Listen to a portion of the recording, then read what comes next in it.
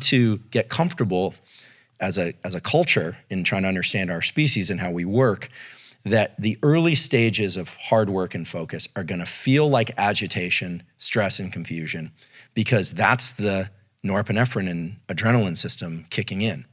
None of us would expect to walk into the gym and do our PR lift, or a performer go do something without warming up. The brain also needs to warm up and start to hone in which circuits are gonna be active.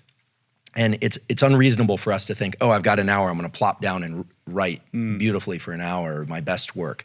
We need to accept that there's a period of agitation and stress that accompanies the dropping into these highly concentrated states. Now, in terms of the reward that accompanies the feeling that we're funneling into that groove of being productive in one regime, like for you writing this book, the dopamine system is really important to understand. So we've talked about norepinephrine kind of gets you going. Acetylcholine is the spotlight of attention. The dopamine system is Mother Nature's hardwired ancient system in all animals, including humans, to put us on the right path. Now, a lot of people talk about dopamine as this thing that you get when you publish the book, or when you get the book deal, or when something wonderful happens, like your child's born, and that's true. But dopamine's main role is to be released anytime you achieve a milestone or you think you're on the right path.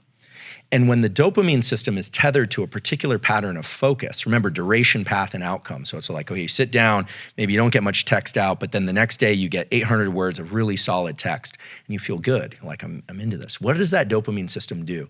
The dopamine system takes the norepinephrine, which is normally rate limiting, like at some point, there's so much norepinephrine that you quit, and we can talk about that. It's actually the substrate for quitting.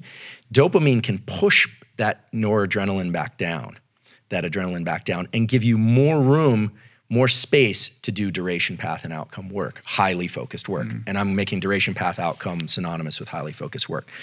Why would this happen? So let's think about an animal. Let's think about a deer that wakes up and is thirsty, and it's wandering out looking for water. That animal needs water. It doesn't know that it needs water. It experiences agitation. The same way that a baby feels agitation when it wants food, but it doesn't know it needs food. It just feels agitation and cries, and a caretaker comes, hopefully. That deer is now foraging